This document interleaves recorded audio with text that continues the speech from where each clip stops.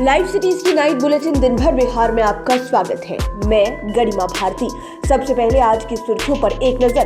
केंद्रीय गृह मंत्री अमित शाह के बिहार दौरे को लेकर प्रशासनिक तैयारी फाइनल स्टेज में। केंद्रीय राज्य मंत्री नित्यानंद राय ने कहा, बिहार में फिर बनेगा विश्व रिकॉर्ड। दिल्ली के जहांगीरपुरी बुलडोजर मामले में खूब बरसे नेता प्रतिपक्ष Tejashwi Yadav. Civil service day पर पटना में आयोजित हुआ कार्यक्रम। मुख्यमंत्री नीतीश कुमार ने सिविल सेवकों को किया सम्मानित। कार्यक्रम में दोनों उप मुख्यमंत्री भी हुए शामिल। सिविल सर्विस डे पर ही बिहार बोर्ड के चेयरमैन को दिल्ली में मिला पीएम एक्सीलेंस अवार्ड। मंत्री विजेंद्र यादव ने बिना नाम लिए केंद्रीय मंत्री गिरिराज सिंह पर कसा तंज। लालू यादव की जमानत याचिका पर सुनवाई कल।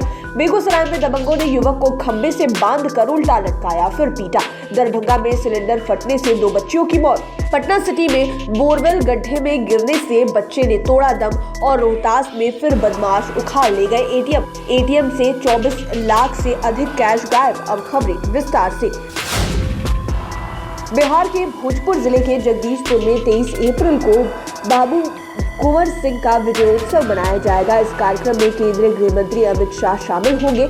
अमित शाह पहले 22 अप्रैल को आने वाले थे, लेकिन अब उन्हें कार्यक्रम में थोड़ा फेरबदल किया गया है। वे अब 22 के बदले 23 अप्रैल को बिहार आएंगे। इसके बाद अमित शाह पटना एयरपोर्ट से सीधे आरा के जगदीशपुर के लिए रवाना होंगे। इसे लेकर प्रशासनिक तैयारी तेज कर दी गई है। पटना से लेकर आरा तक सुरक्षा व्यवस्था टाइट कर दी गई है।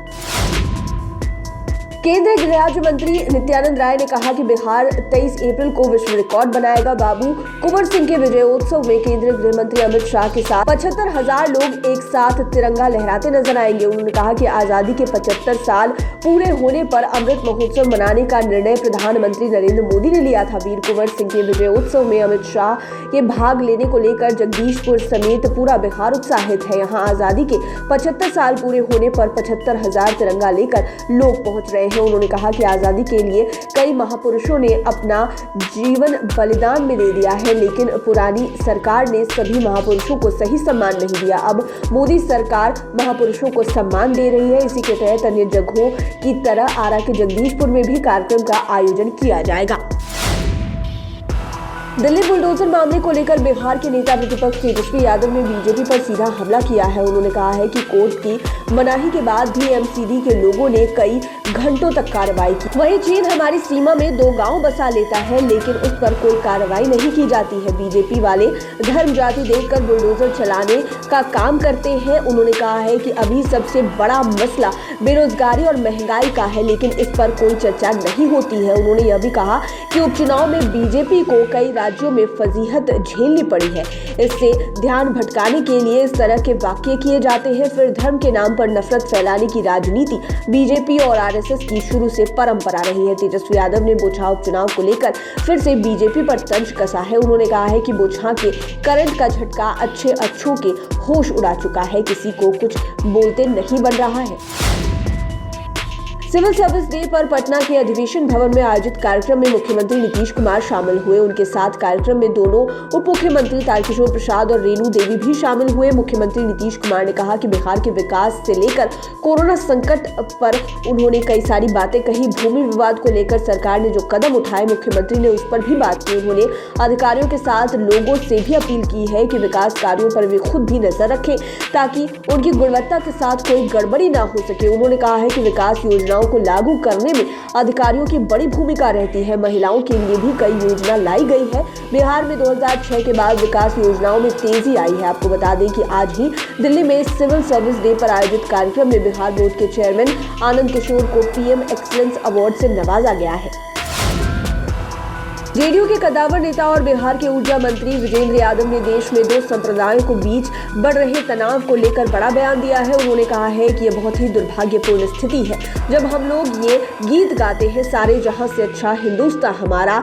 इसमें कितना बढ़िया शब्द है ना कि ना हम हिंदू हैं ना हम मुसलमान हैं, हम सिर्फ हिंदुस्तानी हैं। चाहे आप नमाज पढ़े हो या फिर पूजा कर रहे हो, ये तो आस्था की बात है। इसमें दंगे की कहाँ गुंजाइश है। उन्होंने यह भी कहा कि जो लोग धर्म के प्रति आस्था रखते हैं वो कभी दंगे नहीं करते। जब मीडिया ने कहा कि केंद्रीय मंत्री गिरिराज सिंह कह रहे हैं कि हिंदू खतरे में है, तो मंत्री विजेंद्र यादव ने उनका बिना नाम लिए कहा कि यह सब उन्हीं से पूछिए, उनका उत्तर हम कैसे देंगे। मंत्री ने यह भी कहा कि कौन ऐसा देवता है जो कहता है कि मारपीट करो, कोई देवता मारपीट करने को नहीं सिखाता है। चारा घोटाले से जुड़े डोरंडा कोषागार मामले में लालू यादव की मुश्किलें बढ़ने वाली है। उनकी जमानत याचिका पर कल यानी कि 22 अप्रैल को फिर से सुनवाई होगी। वहीं सीबीआई ने लालू यादव की जमानत का विरोध किया। कोर्ट के डिमांड पर सीबीआई ने बुधवार को ही अपना जवाब दाखिल कर दिया। सीबीआई ने दावा किया है कि डोरंडा कोषागार मामले में लालू यादव ने सजा की आधी अवधि अभी तक पूरी नहीं की है। इस कारण आधी सजा काट लेने के आधार पर उन्हें जमानत नहीं मिलनी चाहिए। उन्हें डोरंडा मामले में रिमांड पर नहीं लिया गया था, इस कारण पूर्व की सजा में इसे शामिल नहीं किया जा सकता। आपको बता दें कि डोरंडा मामले में भी लालू को सीबीआई कोर्ट से 5 साल की सजा मिली है। वहीं झारखंड हाई कोर्ट से लालू ने आधी सजा काट लेने और बीमारी का हवाला देते हुए जमानत मांगी थी। पिछली सुनवाई के दौरान हाईकोर्ट ने सीबीआई को जवाब दाखिल करने और इस मामले में निचली अदालत से रिकॉर्ड भी मांगा था। बेगूसराय में दबंगों ने एक युवक को खंबे से बांधकर बुरी तरह पीटा। इसका वीडियो भी वायरल हो रहा है। इस वीडियो की पुष्टि लाइव सिटीज हालांकि नहीं करता। बताया जाता है कि भूमि विवाद में एक युवक को दबंगों ने पहले बंधक बनाया, फिर उसके हाथ पैरों को खंबे से बांध दिया। इसके बाद उस पर लात, जूतों और मुक्कों की बरसात कर दी। कहा जा रहा है कि यह घटना भगवानपुर थाना क्षेत्र में बुधवार की शाम को हुई है। जख्मी युवक की पहचान गंगाराम के बेटे रामप्रीत महतो के रूप में हुई है। इसमें राजाराम महतो और चंदन कुमार भी जख्मी हुए हैं। फिलहाल सभी घायलों का सदर अस्पताल में इलाज चल रहा है। दरभंगा में आज सुबह दर्दनाक हादसा हो गया। घर में गैस सिलेंडर ब्लास्ट कर गया। इसमें 2 बच्चियां जिंदा जल गई। दोनों की मौके पर ही मौत हो गई। इसमें घर भी जलकर राख हो गया। कुशेश्वर स्थान थाना क्षेत्र के नारायणपुर गांव की घटना बताई जा रही है। बताया जाता है कि आज सुबह घर में खाना बनाने के दौरान गैस सिलेंडर लीक कर गया। इसके बाद उसमें आग पकड़ ली। देखते ही देखते आग की लपटें तेज हो गई। घर की महिलाएं कुछ समझ पाती तब तक सिलेंडर ब्लास्ट हो गया और पूरा घर धू-धू कर जलने लगा। इस दौरान घर में खेल रही दोनों बच्चियां फंस गई और बुरी तरह से जल गई। मृत बच्चियों की पहचान 10 वर्षीय मौसम कुमारी और 8 वर्षीय मेहर कुमारी के रूप में हुई है। पटना सिटी में उस समय अफरा तफरी मच गई जब 2 साल का बच्चा बोरवेल के गड्ढे में गिर गया। काफी प्रयास के बाद भी बच्चा नहीं बच सका। मौके पर ही उसकी मौत हो गई। यह दुखद वाकया चौक थाना अंतर्गत मिर्चाई घाट के पास हुआ है। एक मकान की पाइलिंग के लिए बोरवेल किया गया था। इसकी गहराई लगभग 20 फीट थी। इसी में आज सुबह बच्चा खेलते हुए गिर गया। बच्चा के गिरते ही वहां पर हंगामा मच गया। आनन फानन में लोग पहुंचे। जेसीबी मशीन के माध्यम से मिट्टी खोदकर बोरवेल से बच्चे को निकाला गया, लेकिन दम घुटने के कारण उसे बचाया नहीं जा सका। हादसे के बाद आक्रोशित लोगों ने काफी प्रदर्शन किया। मृतक की पहचान छोटू राज के 2 वर्षीय बेटे आयुष कुमार के रूप में हुई है। बिहार में एक बार फिर चोर एटीएम को उखाड़ कर ले गए। इस बार यह घटना रोहतास में घटी है। बताया जाता है कि एटीएम में 24 लाख से अधिक कैश था। पुलिस के अनुसार बुधवार की रात हुई यह वारदात सीसीटीवी में कैद हो गई है। सीसीटीवी फुटेज में मुंह ढके हुए 2 चोर नजर आ रहे हैं। पुलिस के अनुसार रोहतास प्रखंड के मुख्य बाजार में एसबीआई का एटीएम लगा हुआ है। चोरों ने एटीएम मशीन को गैस कटर से काट दिया।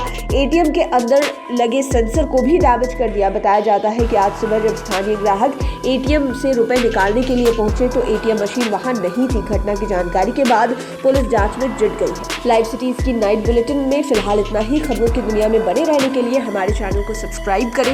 ये वीडियो फेसबुक पर देख रहे हैं तो पेज को लाइक करें, साथ ही साथ हमें ट्विटर पर जरूर फॉलो करें। धन्यवाद।